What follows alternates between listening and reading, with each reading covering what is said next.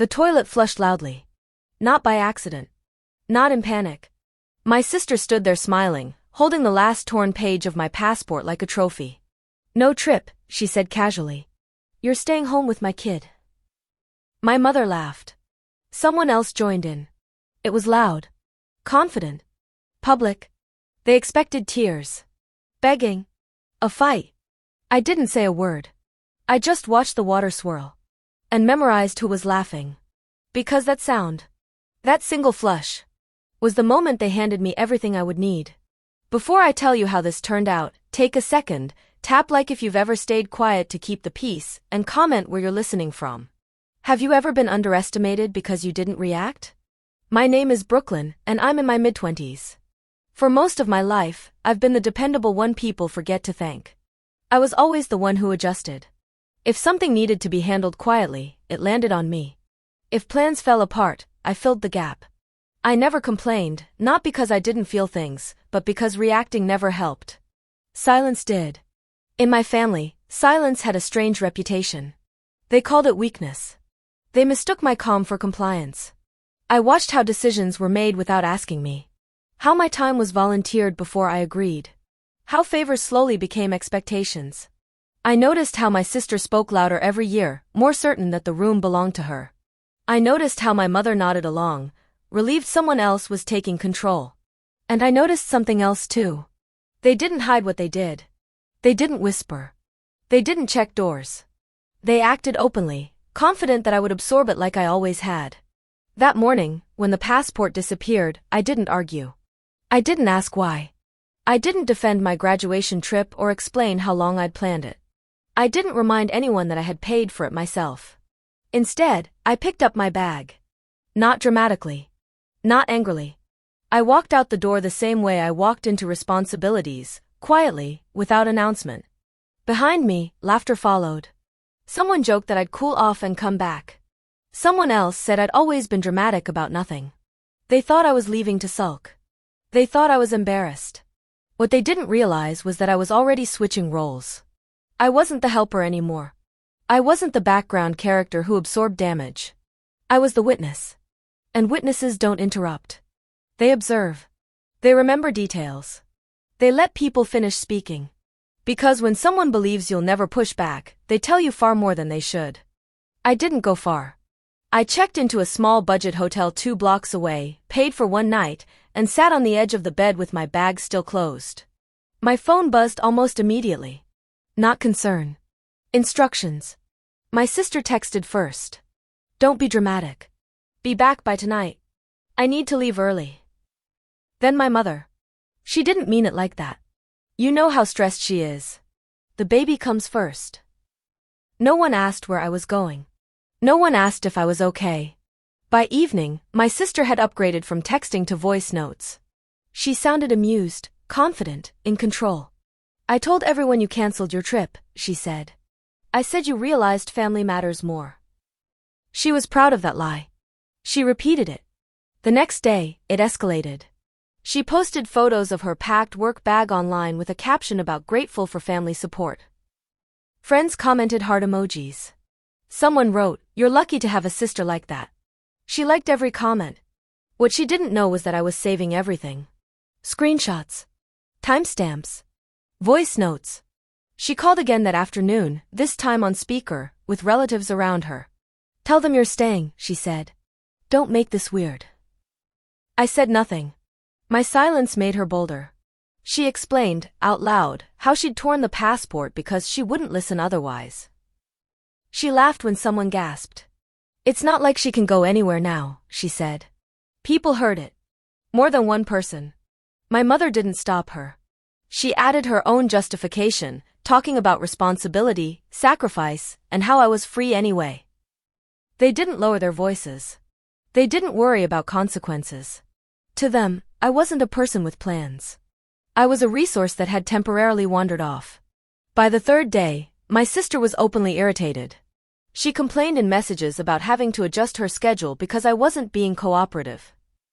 She threatened to tell everyone I'd abandoned family during an emergency. She built the story herself. Piece by piece. Publicly. And every time she spoke, she confirmed one simple thing. The passport wasn't lost. It wasn't damaged by accident. It was destroyed deliberately, to control me. She thought confidence meant safety. She thought family meant immunity. She didn't realize she was narrating her own case. By the end of the week, it looked like they were right. My Italy trip was officially cancelled. The airline confirmed there was nothing they could do without a valid passport.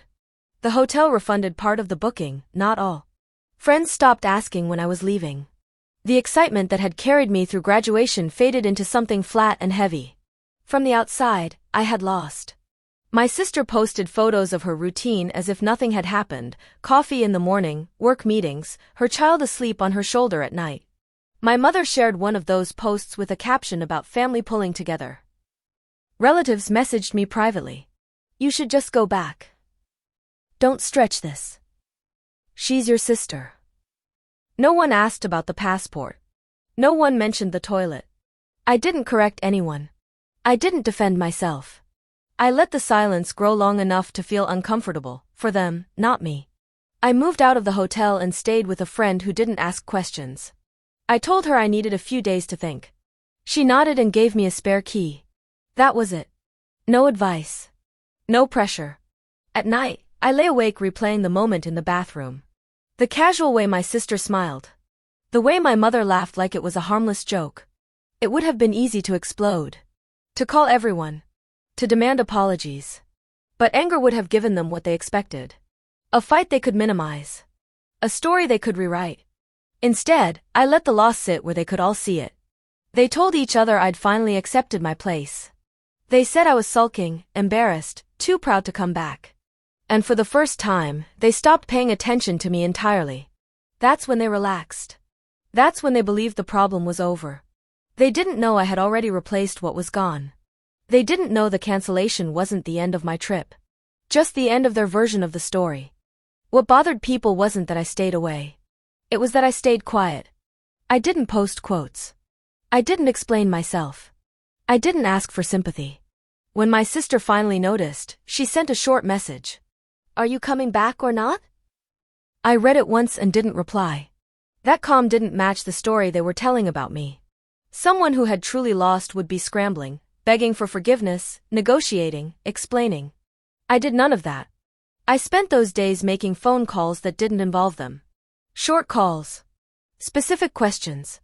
I asked what happens when a passport is intentionally destroyed. I asked how replacement records work. I asked what proof mattered, and what didn't. Each answer made my silence easier to maintain. By the time my sister complained to my mother that I was being weirdly calm, I already knew something they didn't. The flush had erased my travel plans. But it hadn't erased the trail they left behind. And trails, when left untouched, tend to lead somewhere very public. Here's the part one didn't share with anyone at the time. Not my family. Not my friends. When a passport is destroyed intentionally, it isn't just family drama. It's a documented offense. I learned that on the second phone call. Then I confirmed it on the third. Different offices. Same answer. Calm. Procedural. Very clear. I didn't need the physical passport to prove what happened. I needed intent. And intent was everywhere. The voice notes where my sister joked about tearing it up so you'd finally listen. The messages where she told people I wasn't going anywhere now. The public posts where she described my forced decision to stay home. Even my mother's messages mattered, especially the ones backing it up, normalizing it, framing it as reasonable.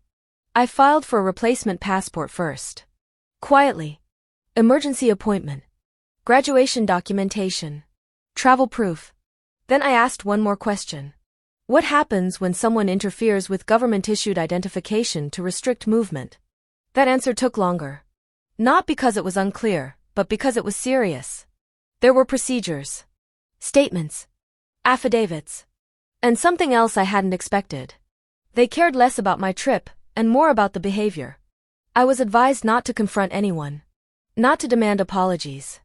Not to retrieve anything. Let them continue, one official said. Patterns matter. So I did. While my sister complained about childcare schedules, I documented timelines. While my mother explained it away to relatives, I saved screenshots. While they laughed about family first, they confirmed motive. They thought the danger had passed because I wasn't yelling. They thought silence meant surrender. But silence, when paired with records, becomes testimony. By the time my replacement passport was approved, the trip itself barely mattered anymore. What mattered was that the flush they laughed about had crossed a line they didn't even know existed. And once you cross it, you don't get to decide how quietly the consequences arrive. I didn't rush. I didn't threaten. I didn't call anyone out on social media. Instead, I mapped everything carefully. Every screenshot. Every voice note. Every comment. Every lie they repeated. I created a timeline. Precise. Unquestionable. Dated down to the hour. Then I reached out to the right offices quietly. Legal, administrative, procedural. No accusations, only facts. Intentional destruction of travel documents.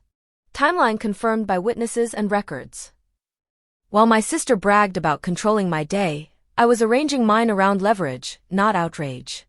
I booked a new trip, not Italy, but somewhere I could leave the country if needed. Emergency contacts, backup documents. All legally flawless. Meanwhile, I let my family continue in their false sense of victory. She complained to our mother about Maya being weird and refusing to cooperate. Our mother nodded. Everyone believed I was sulking, upset, or defeated. And every complaint, every assumption, every smug message became another line in my dossier. I kept it cold. I kept it methodical. No one realized I was documenting not just the passport incident but a pattern. Every act of disrespect. Every laugh. Every joke that assumed I had no agency. All of it public, all of it time-stamped, all of it admissible. I also planned the perfect timing. Not too soon, not too late. I waited until my sister's confidence peaked. Until everyone was convinced that she had won. Because the higher they climbed, the harder they would fall. By the time I acted, everything they had relied on, their overconfidence, their careless bragging, would become evidence. And I didn't even need to confront them personally. The system, the law, and their own words would do it. I just had to wait. Patience became my weapon. Intelligence became my shield. And observation became my strategy. They thought they were untouchable. I was preparing to prove otherwise. The setting mattered. That's something people underestimate. I didn't want a private reckoning. Private moments can be denied, rewritten, softened. So I waited for a moment they already valued. A family gathering where everyone would be present, relaxed, confident in the story they'd been telling. My sister organized it herself. A small celebration at our parents' place. Nothing formal. Just enough people to witness. I showed up quietly. No announcement. No tension in my face. The room paused when they saw me. Just for a second. Then my sister smiled, thin, victorious. "Oh," she said. "You're back?" I nodded. Nothing more. That calm confused her. She expected resentment. Or guilt. Or an apology. Instead, I sat down like nothing was wrong. She filled the silence for me. Started joking. Explaining to relatives how I'd decided to stay and how family responsibilities had changed my priorities. She loved that story. She told it again, louder. My mother supported it automatically. She understood eventually, she said. Some people just need time. I let them talk. Every word landed exactly where it needed to. Then my sister made the mistake I'd been waiting for. She laughed and said, honestly, ripping the passport was the only way to get her attention. The room shifted. Not dramatically. Just enough. I didn't react. I didn't correct her. I simply reached into my bag and placed a folder on the table. Not aggressively. Not with flair. Just calmly. Like someone who already knows how this ends. I waited until the conversation was running at full speed, everyone comfortable, my sister confident, my mother nodding along. Then I spoke. Not loudly. Not accusingly. "Do you want to explain this?" I said, opening the folder on the table. The room went quiet. My sister's confident smile faltered slightly. I didn't need to say more.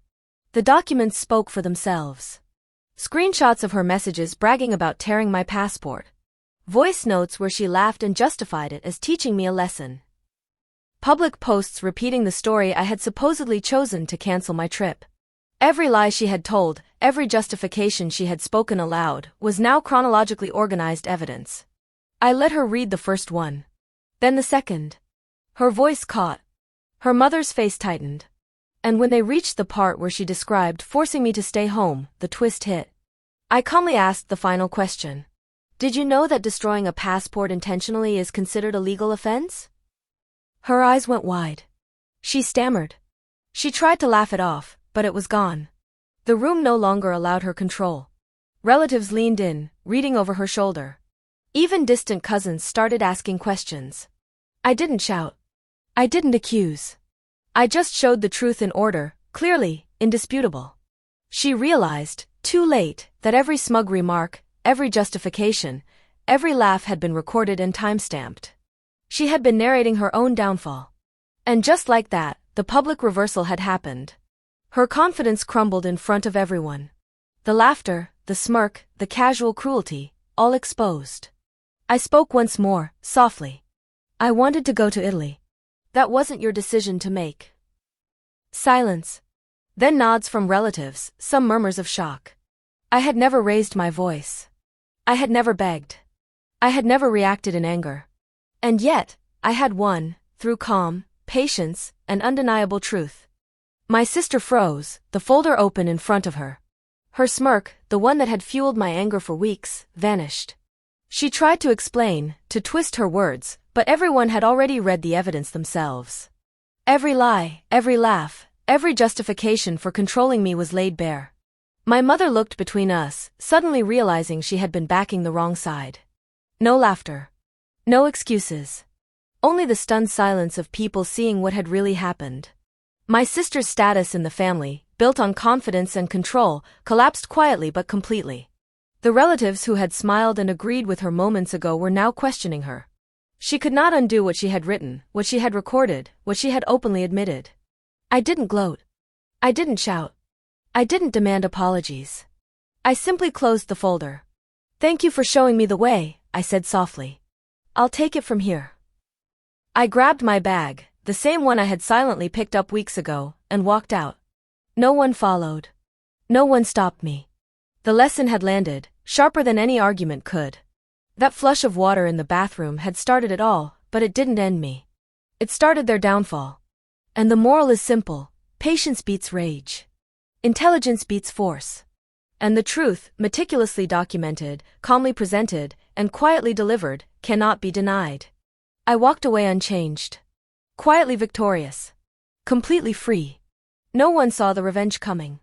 No one expected it. And that, in the end, made it perfect.